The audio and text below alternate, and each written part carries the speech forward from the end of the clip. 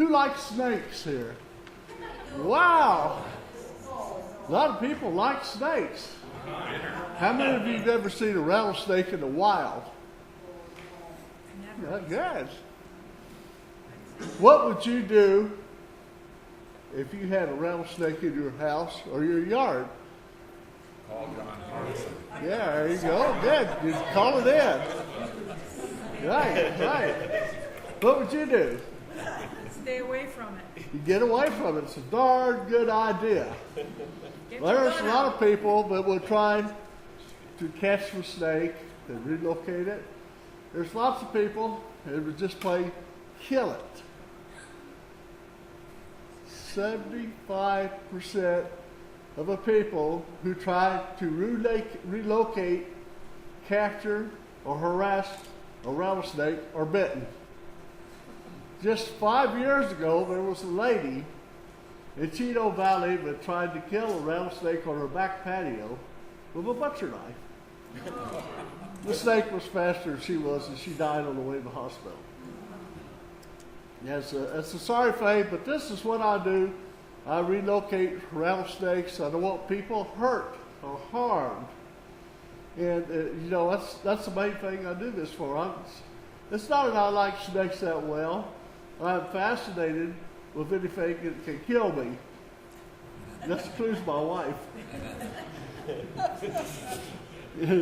Anyway, there's 13 varieties of rattlesnakes in Arizona, more than any other state in the United States. And they're listed right up here. There's 4 that are endangered, and they're right down in the southeast corner of the state. We never see them. And there's 4 here in the Prescott area that we shall talk about a little later. But first of all, a little bit about me. I'm retired. I worked for Safeway Distribution Center for almost 45 years. I was a professional musician at the same time for almost 20 years. And I used to play out at Rawhide in North Scottsdale. And at night, I would see these rattlesnakes coming across the road. During monsoon season, I said, hey, that would make me a great hat man. So I stopped one time, and I hauled all my people, my van. I stopped, I see the rattlesnake, I took a mic stand over his head so he wouldn't bite me, and I collected him. And I made a hat man out of him. It was the envy of all people in my group and almost everybody that's seen it. So I started making hat bands, much to the chagrin of our lady singer who rode in with us. I would take the rattlesnake, dispatch it, throw it in the garbage sack, and throw it in the back of the van. And it would rustle around. It would just unnerve my singer till you just couldn't believe it. And I did this for a while, and pretty soon I said, what the heck are you doing? Now, being a poor farmer boy from East Texas, we lived off the land, I learned to eat what I killed. So I ate rattlesnakes. They do taste like chicken. Chicken necks, if you like chicken necks. And anyway, I decided, I'm tired of doing this. So I seen an ad in the paper one day from the Arizona Herpetological Association wanting volunteers for people to take rattlesnakes out of people's yards and houses. And so I applied for a job, and since I had experience handling hots, as we call them, rattlesnakes, I was given a job. And I worked for them for several years, as a volunteer. They charged a certain amount of money, and I got part of it. Right now, they charge $75 for anybody that calls and wants a snake relocated, whether they find the snake or not. I'm a little bit different. I ask for donations. My subdivision, I do it for nothing, for free. Prescott Valley is 20. Prescott Valley is 40. Prescott's 40. Sedona's 60. My average time out on a snake call is 2 hours. From the time I leave the house to the time I relocate it and let it go. So I think that's pretty fair. And I just ask for a donation. Some people can't pay that amount of money or don't want to pay that amount of money, but I'd rather, not get any money at all than see somebody killed or hurt. It costs about $60,000 last time I checked if you have a wet rattlesnake bite. That was some years ago. And if you have it here in Prescott area, you might have to fly down to Phoenix, plus the helicopter ride. And your insurance will not want to pay for it. And we'll get into that a little bit later.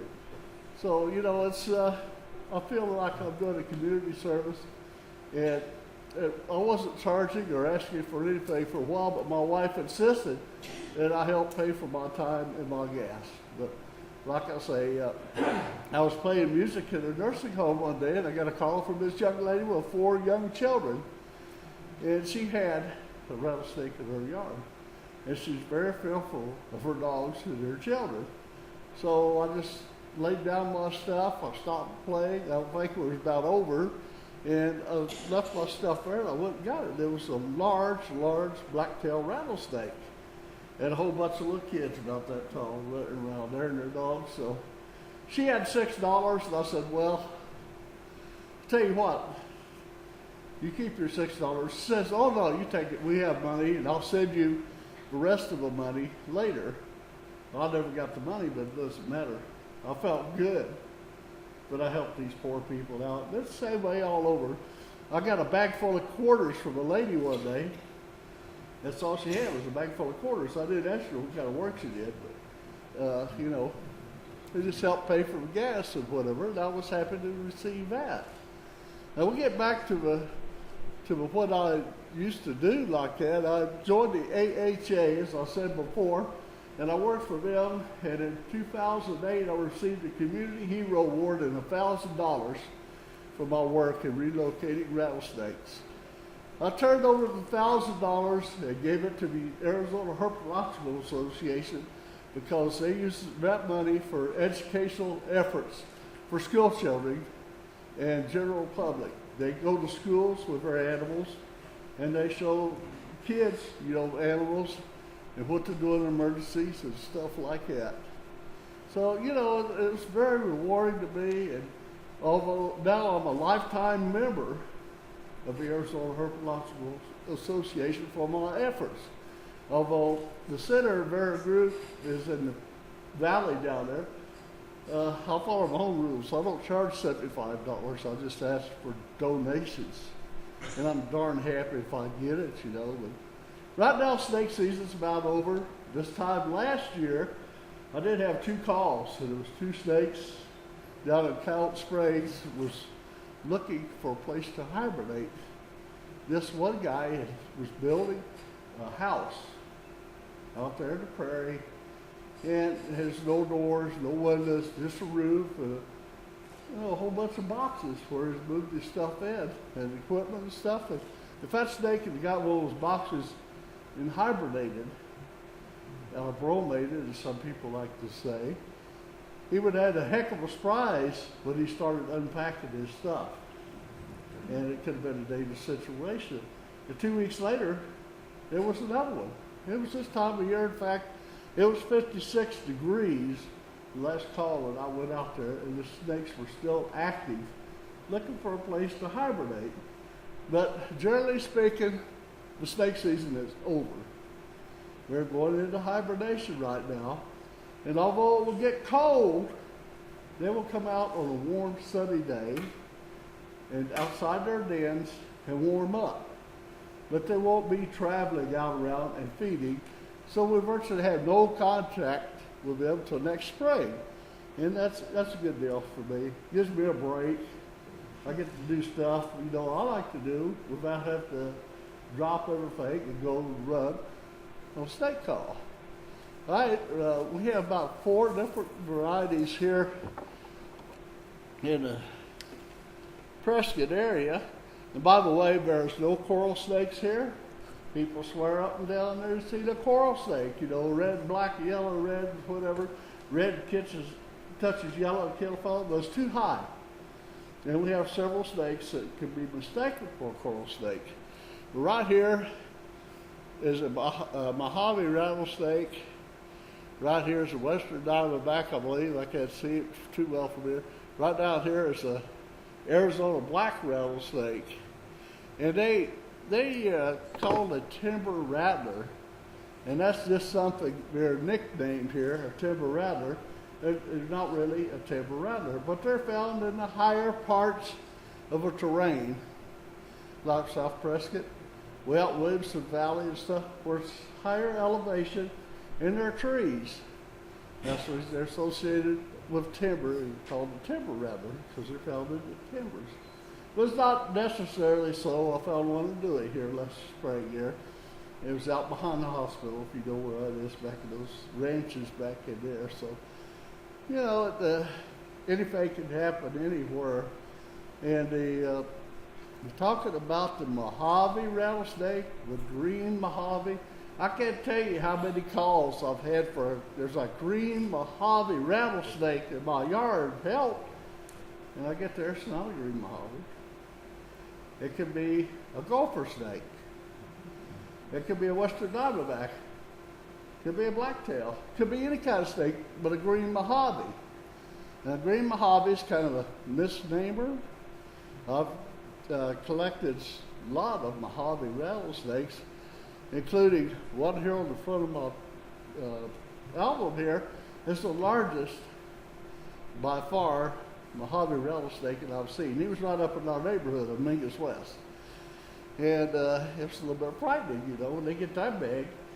And so I have never seen a green Mojave rattlesnake out of dozens and dozens of Mojaves, but they are green Mojaves. But there's just something somebody's seen on the internet, and if they see a snake, it's a green Mojave, regardless of what it is, you know.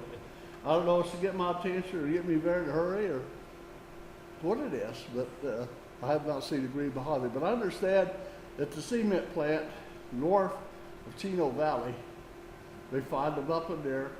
I've heard of a real dark green rattlesnake up by Mingus Mountain, which is a little bit high for them, but I've never seen them. I don't know about that. Anyway, I'll tell you what, there's things you should do when you see a rattlesnake. If you're out hiking, you don't throw rocks at it. You don't throw sticks at it. You don't get something and moving off a trail. You just stop. If it goes across the trail in a way, that's fine. Let him get at least 6 foot off of a trail. If not, you stop and you go around him or go back. There are some people take their 6-shooter and boom, it's a dead snake. A lot of people say if they see a snake, it's a dead snake. Well, I used to be the same way, so what can I say? But it's also the law. In Arizona, you cannot shoot a rattlesnake or any other snake unless you have a license. But especially rattlesnakes, they come under the big game deal now, and you have to have a license to shoot them. And you could say, well, I was up there and I seen this rattlesnake and it was very threatening. I thought he was going to bite me. And you shoot him. And if you're caught by a game official, law enforcement, or whatever, you're going to have a heck of a time explaining to a judge why you had to shoot that snake instead of just backing off and going away. And it's the same thing about if you get bit and you get all these charges, $60,000, $30,000 for a flight. The insurance company's going to say, well, why did you get bit? Why didn't you just back away? Why didn't you go another way? You know, if it's an accidental bite, you know, you stepped outside, there it was, he got you. That's a little different, but some insurances are pretty strict. They want to save their money, so it's a good idea to do just like I said. If you see a rattlesnake, don't bother it. Go away. Go a different direction. If it's in your yard, call for professional help. Fire departments will usually come for a rattlesnake. If you tell them it is a rattlesnake, But if it's not a rattlesnake, they won't come. You just forget it. And a lot of times they will call me, and I will go and get it. The fire departments, you know, like I get a lot of calls from Phoenix for Prescott for non-rattlesnake calls, because they just don't want to mess with them. The last one was about 2 weeks ago. There's a large wandering garter snake. He got into a pool, and he was pulling the goldfish out of this pool, and there was only one goldfish left, and it was large. It was a large goldfish. And when I got there, he said the fire department was there, and 4 people could not catch that snake. So I had it in my bucket in about less than 3 minutes, but it had a large goldfish in its mouth. And I know a snake can eat things larger than what you think it can, but this seemed impossible to me, but the snake could eat that goldfish. So anyway, I got it and released the snake down in Granite Creek there, where it could live naturally and happily and eat frogs or whatever it's going to eat down there. So that's just many, many things. We talk about snakes being aggressive. Yeah, rattlesnake's coming after me, you know, and start taking off and kill it or whatever. Rattlesnakes are generally defensive. If you walk up to them and threaten and they perceive you as a threat, they will raise up in the S shape like that, like a cobra. And they will look at you and try to determine if you're a threat or not. They won't start chasing you generally unless you harass them. If you harass a rattlesnake, there is a chance that they will become aggressive. I've seen 3 aggressive rattlesnakes in my days. The first one I seen, I was out photographing snakes at night. As I became fascinated with them, I would drive out in the desert, and I'd walk through the desert at night with a camera just to take pictures of them. And I was coming home, and I seen a carload of people pulled over the side. In fact, 2 carloads. And there was a bunch of guys out, and they were throwing rocks at this, and I knew exactly what it was. They were throwing rocks at this rattlesnake. And this rattlesnake had become aggressive. It was coming toward them, and they'd throw a big rock at it and knock it back. Excuse me. And so I pulled up there, and it was very aggressive, you know. And the guys were so drunk, I don't even know how they could bend over to pick up a rock. But I shot the snake for 2 reasons. One, to save the people from getting bit, and one, to put the poor snake out of its miseries because it was severely injured. The second aggressive rattlesnake that I ever seen was I had this call in North Phoenix, and it was along the river bottom in a housing district. And the time I got there, they had a party going. They was videotaping the snake, and they were throwing beer bottles at it, and dogs was there barking at it, and it was throwing stuff at the snake. And it was very, very agitated. And it was in a bed of rosemary. And rosemary, when it gets old, gets very woody and tough.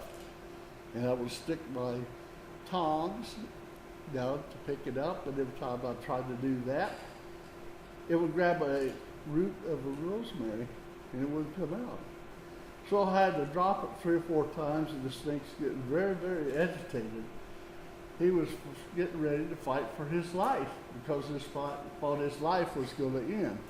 He became very dangerous. When I finally pulled it up out of the bed of rosemary, it was striking into the thin air blindly, just crashing all over the place, striking. And my relocation bucket, which is behind me, I had lined with cloth, with green cloth, so when I take flash pictures of it, it would reflect back and ruin the picture.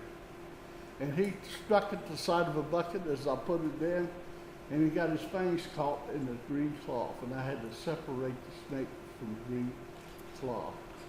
It was kind of scary for me. It was getting very scary for me, so I had to take it back out of the bucket, dump it on the ground, and pick it up again. Now I finally put it back in the bucket and took it out to the desert to release it.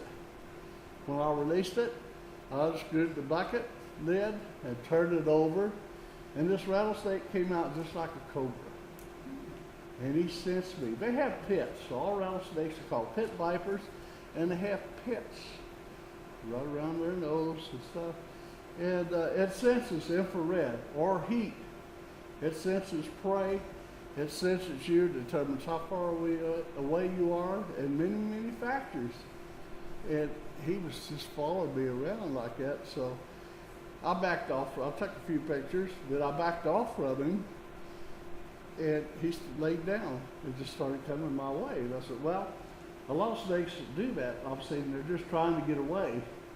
So I stepped back and I made a 45-degree turn, stepped back. He made the 45-degree turn. I came a little bit further and he made another 45-degree turn. This snake was aggressive. He wanted to kill me. I said, well, it's time for me to put the camera down. And I took my time, picked him up, and threw him in the bush some distance away. And I got out of there, and when I left, he came out of a bush and he was standing up like a cobra. And as long as I could see him in my rearview mirror, he was in the cobra stance, looking at me. Very aggressive snake. The second aggressive snake, that was the western diamondback. And the second aggressive snake that I see, the third aggressive snake I seen was, I got a call one night about dinner time that a rattlesnake had went into a steel storage building. And we just sitting down at dinner and I asked the guy, could you close the door and keep the snake in there till tomorrow? He said, yeah, he can't get out. So I had to close the door. And in the morning I went down there and he opened the door and started stepping in, and I was over the side and I could see the rattlesnake coiled up right behind the door. If a guy went in, it'd have hit him right in the legs. So I hollered at him and stopped him, and I walked in and got him, and he became very aggressive as I put him in the bucket. And I kept having to bat him down because he was trying to strike out at the bucket, and he was striking at me. And I got the lid on, and I took him out to BLM land and turned him loose. And he started springing at me. You know, snakes will strike, they'll coil up and they'll strike. This guy was striking so violently that he was completely leaving the ground. I said, oh, darn. That ain't exactly the words I said, but I put my camera down again, and grabbed him, and threw him out over the fence of BLM land. And I said, I'm getting out of here. It can become very unnerving to me. It was all I tried to do is take a snake away from people and get it out into habitat where it could do what God intended for it to do. That's control rodents. And, excuse me, she wouldn't let me bring my whiskey in. Anyway, you know, it's very frightening when you come and deals like that. Another time, I'm hard of hearing. I cannot hear out of one ear at all, and not very much out of the other ear. And I went down to Phoenix. I picked up one of my daughters, and we went down to what they call the Trace Rios wetlands, about 99th Avenue in the river bottom, and there was a Huron rookery there, and I was taking pictures of the Hurons and their babies, and I had the camera up like this, and I was stepping forward, and my daughter hollered something at me, and I said, what? He says, you're going to get bit. And she's running backwards. And I turned around and looked, and it was the biggest rattlesnake I ever seen in my life. It was probably only 5 feet long, but it was so big around, it was scary. It was probably that big around, and the head was this size. And I said, holy cow, and I reached down and I got closer and took a picture of it. That's the last I've seen of my daughter. She was gone. So I got that picture for my daughter, and we got back home. Word got around it, you know, I was doing all this stuff, and I couldn't hear rattlesnakes. So later, when I met my beloved wife, and we got married up here about 5 years ago, and she says, you're getting a hearing aid. So I got a hearing aid, you know, and it improved so I could hear 80% out of that ear with a hearing aid. But don't tell my wife, but I still can't hear for rattlesnakes. You know, unless there's a big one, I'm real close to it. So anyway, I've been doing this up here, 5 years now. And when I first came out here, the Daily Carrier wrote a real nice story with pictures in it about me and what I do. And it went AP. And I traced it all over the state. It went to virtually every newspaper in the state. Then I seen it in U.S. News. You know, I just type in my name in the Prescott Valley, Snake Wrangler. And it was showing up all over the place, all over the world.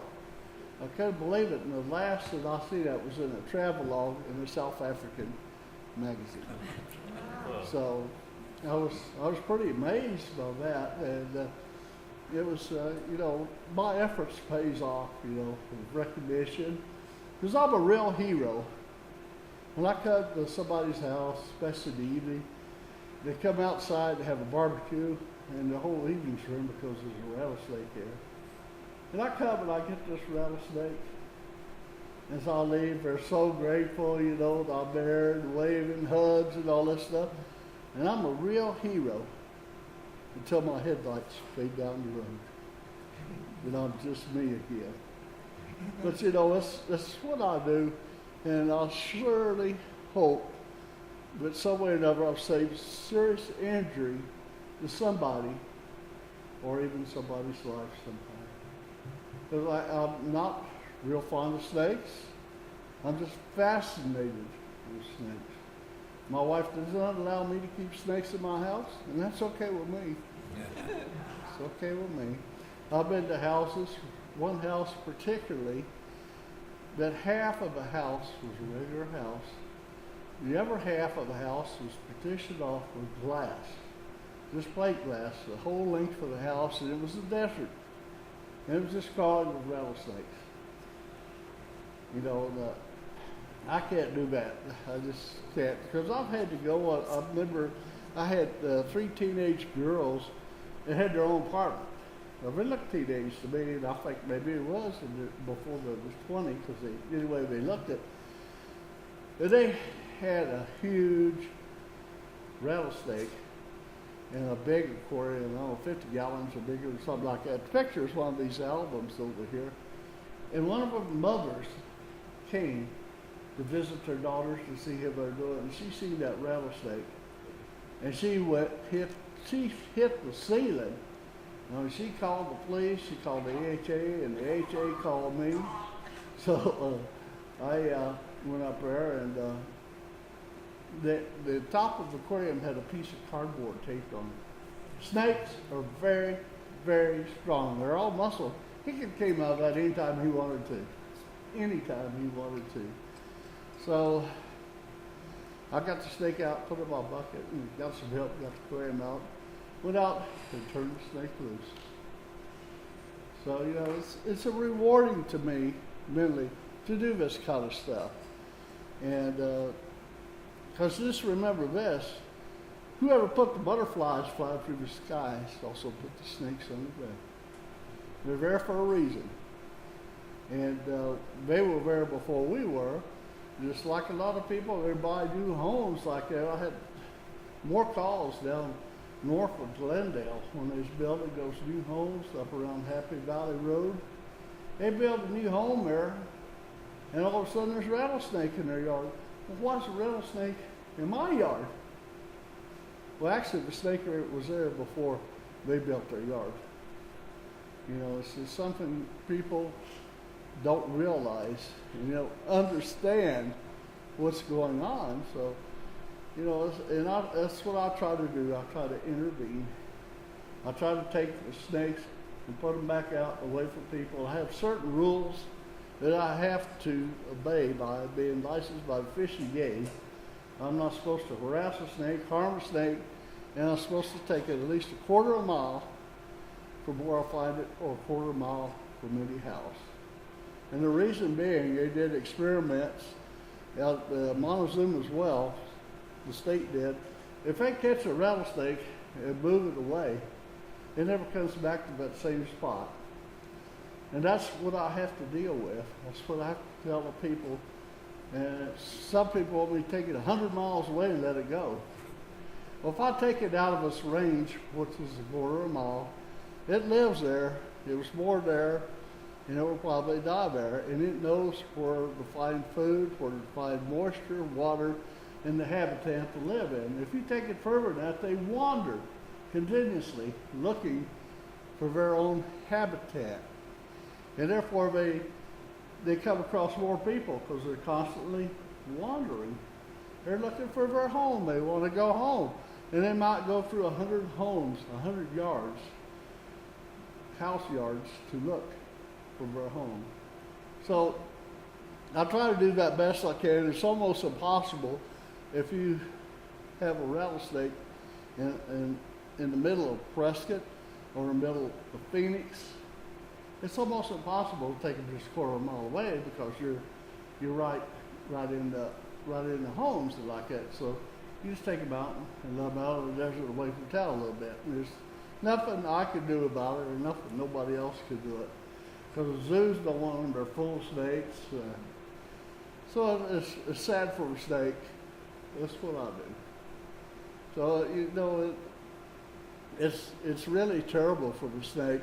Like I said, I really don't. I don't love snakes. I just want to love people. I want to protect people. So that's what I do, Barry. And do we have any questions or anything? You can ask any questions. I have some albums up here and business cards. And yes. Do the rattlesnakes react to the flash on your camera if it will go up? Rattlesnakes They react to a flash of a camera. Huh? Do the rattlesnakes react to the flash of a camera? They do. They do. Many times at night. Now, mostly in the Phoenix area, most snakes are found in the evening. Like I said before, they go outside and they start a barbecue after the sun goes down a little bit. And that's also when the snakes go down, because they don't like the heat of the sun. It burns them.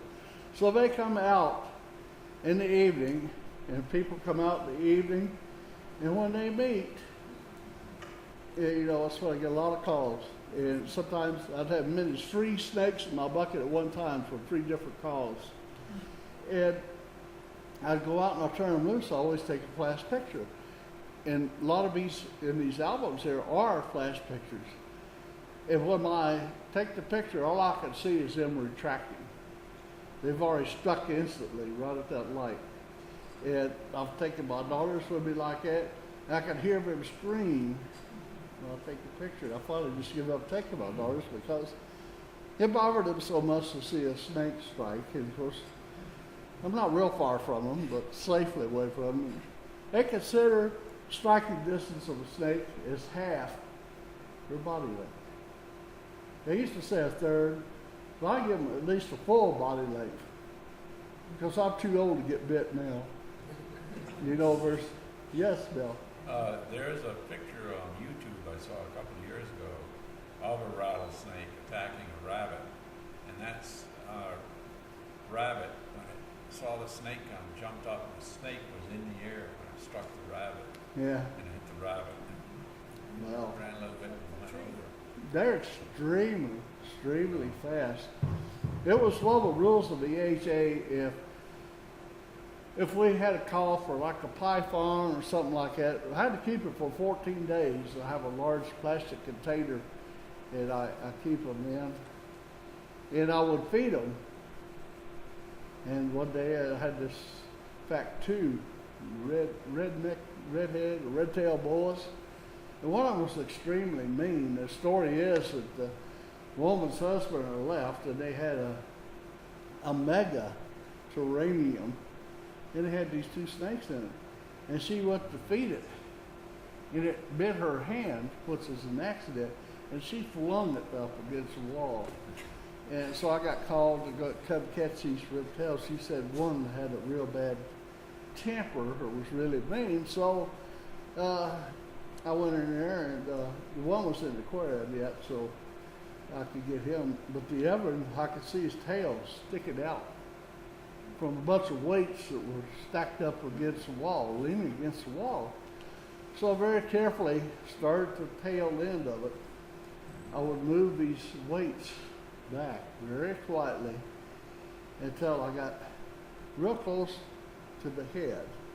So I took this hand here and held it like this.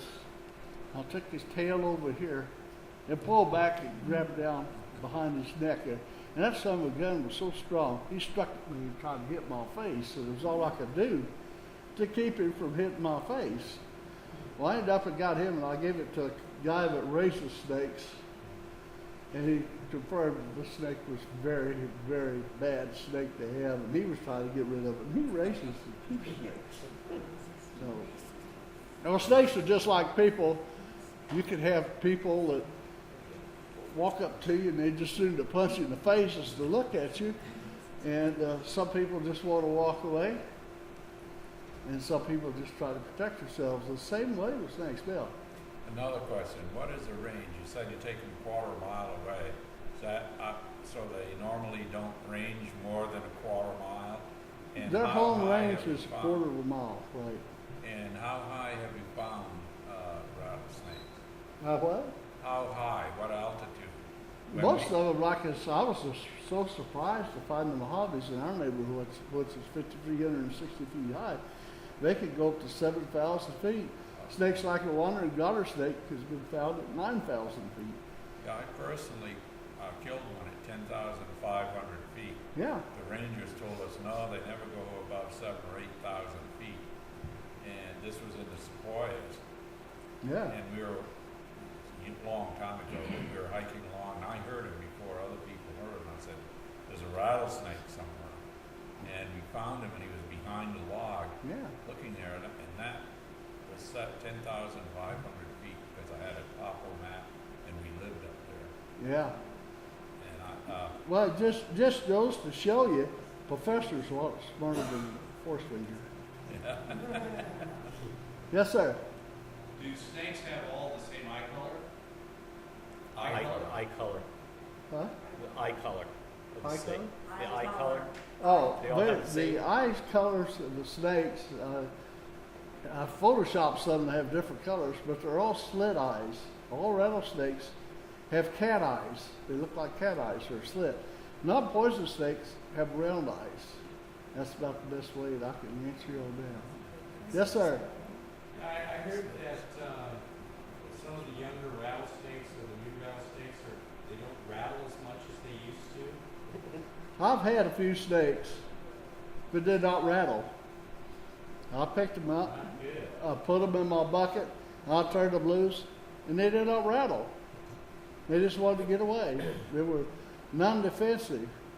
They just wanted to get away. And I've heard the story too that rattlesnakes are learning not to rattle when they're around people because if they rattle, they get killed. Now, I don't know if there's any truth to that story or not, but I can't confirm that some rattlesnakes do not rattle. And I can also confirm that rattlesnakes sometimes don't have rattlers. They get knocked off. You know, males fight, they contend for females, and they can knock their rattlers off. They could get stepped on by an antelope or deer or whatever, or something, attack them. And I had a call over at the American Ranch in Williamson Valley earlier this year, and she described it to me over the phone. I said, does it have any rattlers on it? And that's my generally the first question if they don't know what it is. And they said, no. And I said, well, it's probably not a rattlesnake. And I said, what color is it? And they gave me the description of the color and the markings, which could fit a gopher snake. About half my rattlesnake calls turned out to be a gopher snake. And I got over there, and it was a young Arizona black rattlesnake. And when they're younger, they have markings on them. They're not black. They're kind of a brown with oddball markings on it. And his tail rattlers were gone. It's just too bad it stuck a shovel to it and killed it before I got there. But that happens. It happens a lot. People call me and end up taking the body away, and it's senseless to me. You know, why call me if you're going to kill it in the first place? Anyway, that's the story of that. Anything else, Doc? Do they regrow rattles? Huh? Can they regrow? They regrow the rattlers every time they shed. And they may shed 3 times a year and put on 3 rattles a year. So you cannot determine the age of a rattlesnake by counting the rattlers. They may have knocked them all off and regrown 1 rattle, and they might have, several. Bob? Do they normally live in pairs, communes, or by themselves? Or? Mostly, except during mating season or right after they're born. By the way, rattlesnakes are born live, different from any other snakes. Other snakes lay eggs. Rattlesnakes are born live. Yeah, when they're first born, there's a group of small snakes together. When they're mating, there are 2 snakes together. But generally, when I get called for a snake, it's just 1. And I generally search the area thoroughly for any other snakes. Now, I know I had a black, Arizona black up in Hacienda Golf Course in the States. And I took this rattlesnake out of there, and he called back a week later and said, "It's back." I said, "No, it's not back. I had to take that a lot further and they could travel." And I got there, it was another Arizona black. There's a little bit different markings on it. They're not all exactly the same, but looked like another Arizona black. And I said, well, maybe it's a girlfriend looking for his boyfriend. That's the only thing I can think of. But normally, you just find 1. Are they more aggressive? Or when they give the live birth, do they leave and the babies already know how to get food, or are they protective of those? They're on their own for birth. Okay. I had a call in Glendale one time, and I went down there and had a large boulder. I mean, a huge boulder for landscape out in the front yard. And this lady said that she seen a rattlesnake go under this boulder, but she seen a bunch of little snakes around the boulder. So it gave birth under there, and I went out there. In a situation like that, I took a hose and I flooded it. And rattlesnakes think they're going to drown, they will come out of there. And there was 3 rattlesnakes that come out of there, baby ones. And I was picking them up, putting them in the bucket as they come out, but I heard a horn honk. I looked, and behind me, it looked like a parade. There was traffic was blocked, people was watching, and people were honking to get by and stuff. But yeah, they're on their own right after birth. How big were they? They were about that long. And there were babies, and there They were were 3 of babies. them. Wow. Yeah, they're on their own at birth. They're not, because they're able to kill and obtain their own food at birth. And speaking of baby rattlesnakes, I was giving this talk in Payson last year, and there was a very, very, I don't know what you call it, is a MPT? EMT. Emergency. Yeah, okay. Came up and interrupted and stood up in front of the class and was telling all about baby rattlesnakes. He said they were he's making out like it's the most dangerous thing that ever crawled the earth, you know. They inject all their venom in it. It's more poisonous than a regular rattlesnake. Well, part of that's true. If you want to get bit, you just pick one up and it'll bite you. And it has no control over the venom. It injects all it has in you. And even being a baby, and the venom is slightly stronger than an adult, so they can kill to get their food. And you know, it is a bad deal. If you get bit by a baby, you're in bad trouble. So you have to go as soon as you get bit by a baby to a hospital or whatever. But he's interrupted me telling all this stuff. The truth is that baby rattlesnakes are very, very dangerous. But they're not as dangerous as a 4-foot rattlesnake. They don't have near as much venom in them as a 4-foot rattlesnake. A baby rattlesnake can strike out and get you that far away. A 4-foot rattlesnake can strike out that far and get you. They put a lot more poison in you. So it's not quite true that they're more dangerous. But, you know, you have to pick one up, you know, and I know personally one guy tried to pick one up and he lost his thumb because of it. So that's just something about the babies, you know, that you don't pick them up. One I seen up in our neighborhood crawling on the sidewalk, I just took a picture of it, picked it up and threw it out in the field right where it was. Any more questions? Yeah. Again, when I worked up in the mountains for 3 years, way up high, and they always gave us these little tiny snake bite kits with a little X-Acto knife in it, tourniquet, and a little suction cup. Now I understand those are not recommended, but they always told us if you get bit by a rattlesnake out there, try to stay vertical, lying on the ground as close as you can, and stay as quiet as you can. Right after you get bit by a rattlesnake. Wait, yeah, now if you're out in the wilderness, what else can you do? That's it. You just pray if you're out in the wilderness. If you have a snake bite kit, what they say now is you do not cut yourself. Some people say they have a suction cup in to suck the venom out. They really don't take all the venom out. They might be helpful, who knows. But if you have a snake bite, there's things that you do not do. It's more agreed on than what you do. You do not cut. You do not suck. And that is very, very important. You do not suck on a snake bite because you may have, and it may be not noticeable to you, but you might have a sore in your mouth. You might have a sore in your esophagus. You might have a sore in your stomach. And if you suck on a snake bite, get that venom in your system, and unbeknown to you, it'd be sorbed right into the sore. And it could be bad news for you. And you do not put cold packs or hot packs on a bite. You do not use electricity. You know, it came out on the internet here a few years ago that some guy unplugged a spark plug and attached the water to a snake bite there and cranked it up and it neutralized all the poison in his arm. Therefore, he carried little sources of high voltage electricity and it will neutralize the poison. Well, it's not so. It's not been proven.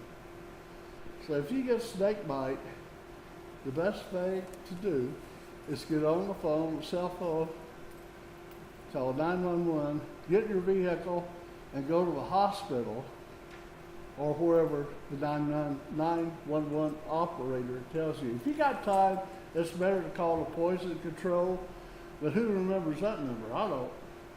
And they will tell you which hospital has the anti-venom, and they will be ready for you when you get there. And I know of one instance that this guy got snake bit down in the valley. He was one of our guys that relocate. He got bit, and he went to the hospital, and they said, sit over there. I think he told him he got snake bit or something. But he sat over there, and they didn't pay attention to him until he passed out. If you get snake bites, you go to the hospital, you tell them you got bit by a rattlesnake, and it is an emergency. And the old-time solution was, too, if you were driving and had to go a long ways, you take lipstick, oil smudge off your car, or whatever, and put an S on your forehead. But I don't think people do that anymore. I wouldn't, you know, but that's in case if you passed out or something, the paramedics would know what to do. And I doubt if the paramedics know about that anymore. So they may, I don't know. But snake bite, like I think I said, they cost about $60,000. Yeah. So if you get snake bit, don't think about that. Regardless of whether you think, 25% of the snake bites are dry. They don't put any venom in you because they reserve their venom and for hunting. That's what they use the venom for. It's not to bite people with. It's for killing rodents, you know, so they can eat them. And if they just had a rodent, eat a rodent, and used a reservoir of poison, they may elect not to put the venom in. So, and if they're mad though, you know, if it's a fact they're going to die, then they put all they got in you. If they got a little bit left or a whole tank full, they go stick it all into you. So I have to be very careful about that. And it's regardless of what you think, you call 911 and you go to the hospital. It's better to stay at the hospital and pay emergency bill, you know, $200 bill or whatever, than it is to think everything's okay. Well, I'll just wait and see what happens. And the next thing you know, you're dead. And you don't never know the difference. Yes? John, when they strike and they bite you, Yeah. and you have the venom in you, how many more times do you think, or is it just up to that snake? How quickly does it reproduce the venom that it can strike another person? I have no idea. Okay. I have no idea. So you It's- just are careful and get Yeah. out. Okay. Yeah, it isn't right away because they have to build it back, and I'm not sure how long it takes to build it back because they want to live, and so they reserve and build back what they have here in reserve so they can feed again. Bob, do you have a question? Yeah, John, they will also get in the water. I have seen rattlesnakes in the water. They are not normally, but they will go fishing in the water, in the swampland. Florida? Oh, yeah, Florida Diamondback, I have no information, I know nothing about it, but they made in the water, did you say? No. Feed. I thought they Oh, yeah, feed They the will water. actually go in the water to catch a fish for food. Yeah, well, that's possible. We used to do a lot of fishing, a lot of camping, and I know I used to have a cabin cruiser, and we'd put in at Bartlett Lake, and we'd go way up at the upper end of Bartlett Lake, and one day up there was a rattlesnake out in the middle of the lake, just swimming along there, and I stopped the boat, and he headed for the boat, you know, and I think he was wanting a place to rest, but rattlesnake ain't gonna rest in my boat, I'll guarantee you. Any more questions? I think we better get out of here pretty quick. I invite you all up to come and look through the albums I have here and also take a business card. The snake that I almost stepped on is on the face of one of the business cards, and it's been enjoyable, and I'm sure glad I have friends because that's all that came to my thought. Thank you.